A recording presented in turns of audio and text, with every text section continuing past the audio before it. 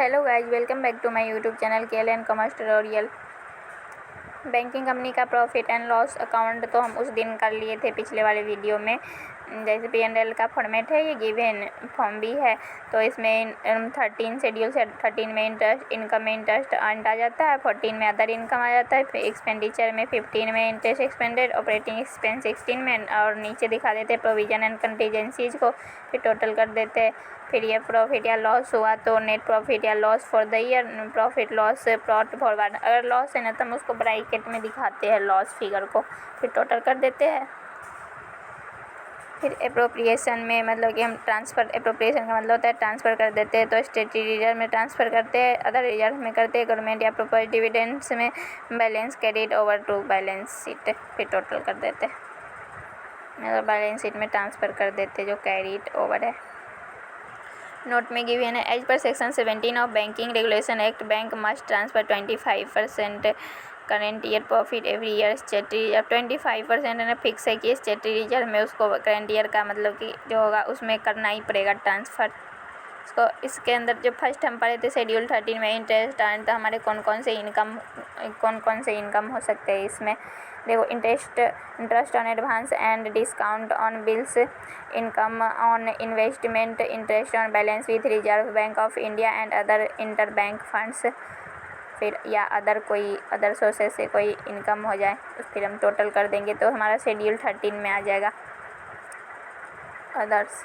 और फिर मतलब कि ये जो है ना इंटरेस्ट ऑन एडवांस में इंटरेस्ट ऑन, इसके अलावा भी अगर कोई आ गया तो उसको हम अदर्स लिखते हैं। फिर है शेड्यूल 14 में अदर इनकम का मतलब अदर इनकम जो होगा उससे रिलेटेड रहेगा शेड्यूल 14 में। तो अदर इनकम हमारे देखो कौन कौन से हो सकते हैं, commission, exchange and brokerage, profit on sale of investment. अगर लॉस है तो उसको हम लेस कर देंगे इसमें से, loss on sale of investment को। फिर है profit on revaluation of investment, इसमें से भी लेस कर देंगे loss on revaluation of investment. Fourth है profit on sale of land, buildings and other assets, less कर देंगे loss on sale of land, building and other assets. Profit on exchange transaction, less कर देंगे loss on exchange transactions. फिर sixth में income earned by way of dividends etcetera from subsidies companies and और joint venture approach India, सबसे हो सकता है। Miscellaneous income, फिर टोटल कर देंगे। Under items second to fifth loss figure में भी सोन इन ब्रैकेट्स, लॉस उस रहता है तो उसको हम ब्रैकेट में शो करते हैं। 15 में आ जाता है इंटरेस्ट एक्सपेंडेड, इसका मतलब होता है खर्चे किए, मतलब बैंक के पास अगर डिपॉजिट रहेगा तो इंटरेस्ट देगा तो उसके लिए तो वो एक्सपेंस है ना। तो इस टाइप का जो होता है एक्सपेंस हम शेड्यूल 15 में दिखाते हैं। तो फर्स्ट है इंटरेस्ट ऑन डिपॉजिट, मतलब पब्लिक डिपॉजिट करती है बैंक में तो उस पर उसको इंटरेस्ट भी मिलती है। सेकेंड है इंटरेस्ट ऑन RBI या इंटर बैंक बोरोइंग्स, जब बैंक कहीं से लोन लेगी तो उसको उस पर इंटरेस्ट देना पड़ेगा, तो सब उसके लिए एक्सपेंस है या उसके अलावा भी हो सकता है, तो अदर्स फिर टोटल कर देंगे। फिर आ जाता है ऑपरेटिंग एक्सपेंस। ऑपरेटिंग एक्सपेंस मतलब जैसे हम प्रॉफिट एंड लॉस में एक्सपेंस को दिखाते हैं तो वैसे ही ऑपरेटिंग एक्सपेंस में भी हम ऐसे एक्सपेंस सब आता है, ये सब बैंक के लिए खर्चे होते हैं। तो इसी शेड्यूल 16 होता है ऑपरेटिंग एक्सपेंस के। फर्स्ट पॉइंट है payments to and provision for employees, rent, tax and lighting, ये सब उसके एक्सपेंस है। रेंट लगता है, प्रिंटिंग एंड स्टेशनरी, ये सब एक्सपेंस है। Advertisement and publicity, depreciation on banks property, directors fees, allowance and expenses, auditors fees and expenses including branch auditors, law charges, postage, telephone etcetera, repairs and maintenance, insurance, other expenditure, ये सब उसके लिए एक खर्चे bank के लिए, फिर total कर देंगे। इसका शेड्यूल 16 हो गया। अब आपके बुक में इसके एक्सप्लेनेशन होंगे, आप वहाँ से पढ़ सकते हो ये सब क्या होते हैं। ऐसे नॉर्मल इजी है सब ऐसे, लेकिन आप चाहो तो पढ़ सकते हो। फिर देखो nu divide format of balance sheet, फिर इसका बैलेंस शीट आ जाता है। बैलेंस शीट में जो हम शेड्यूल था वो था 1 to 12।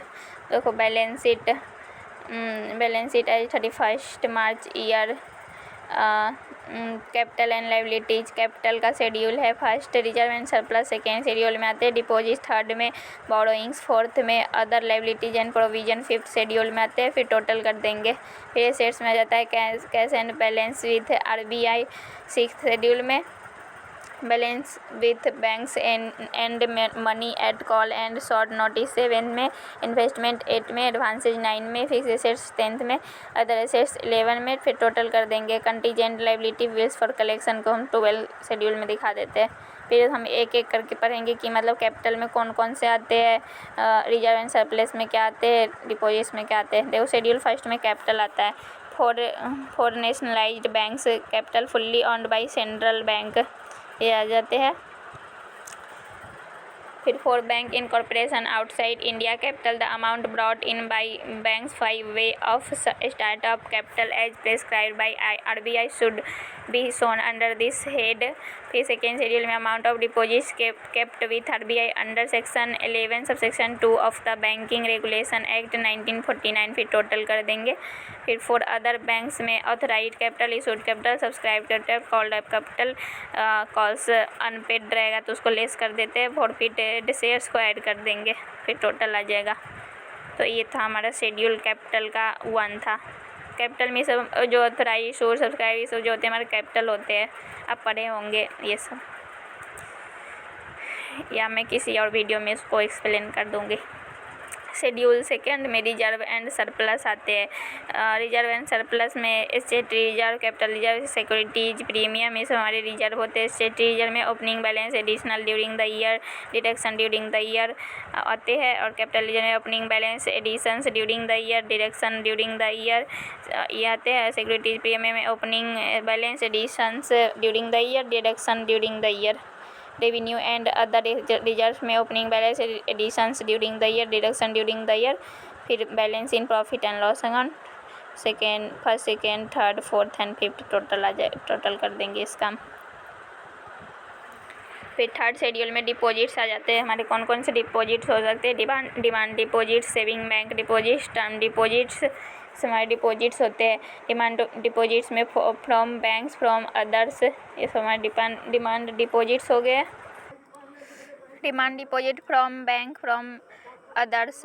फिर सेकेंड आ जाता है saving bank deposits. Third term deposits में फ्रॉम बैंक, फ्रॉम अदर्स। फिर टोटल कर देंगे फर्स्ट, सेकेंड, थर्ड को। फिर बी पार्ट में आ जाता है फर्स्ट में deposit of branches in India, second deposit of branches of outside India total. Schedule fourth borrowings का होता है। बोरोइंग्स मतलब लोन होता है, लॉन्ग टर्म के लिए ये लोन होता है। फर्स्ट है borrowings in India, first reserve bank of India, second other bank, third other institution and agency, इन सब से मतलब लोन ले सकती है। सेकेंड में बोरोइंग आउटसाइड इंडिया, इंडिया के बाहर से भी ले सकती है लोन। टोटल कर देंगे फर्स्ट एंड सेकेंड को। Secure borrowing and first and second above दिखा देंगे। Schedule fifth other liabilities and provision, इसमें लाइबिलिटी एंड प्रोविजन में आ जाएगा। बिल्स पेबल हमारा लाइबिलिटी होता है, शॉर्ट टर्म के लिए होता है liability. Inter office adjustment, interest accrued, others including provision, total कर देंगे। फिर आ जाता है schedule 6 cash and balance with reserve bank of India, cash in hand, second balance with reserve bank of India, in current account, in other account, total कर देंगे। अब schedule 7 आता है balance with bank and money at calls and short notice. First है in India balance with bank, A में है in current account, B in other deposit account. Second है money at calls and short notice, A with banks with other institution, total कर देंगे। Outside India से in current account, in other deposit account, money at call and short notice, total first, second, third को कर देंगे। Again total first and second का दिखा देंगे।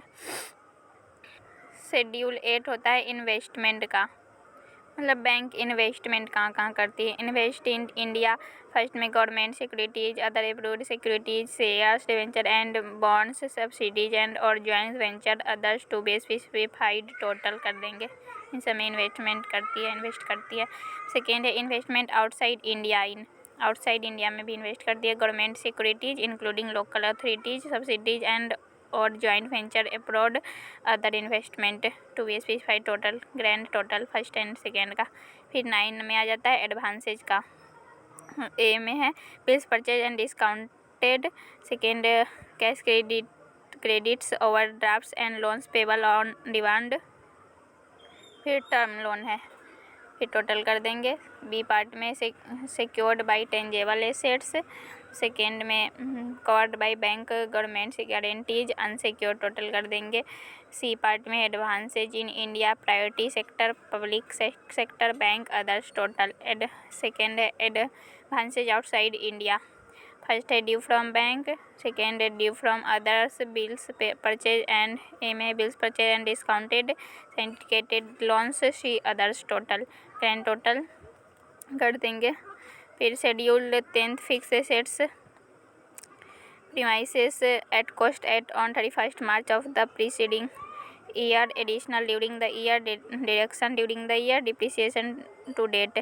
Second में other fix assets including furniture and fixtures at cost as on 31st March of the preceding year, additions during the year, deduction during the year, depreciation to date total कर देंगे first and second को। फिर schedules 11th में आ जाता है other assets. Other assets में देखो इन फर्स्ट है inter office adjustment in interest accrued tax paid in advance tax deducted at source stationery and stamps non banking assets acquired in satisfaction of claims others total कर देंगे। In case there is any unadjusted balance of loss, the same may be shown under this item with appropriate footnote। फिर schedule 12 आ जाता है contingent liabilities का। इसमें contingent liability में क्या क्या हो सकता है?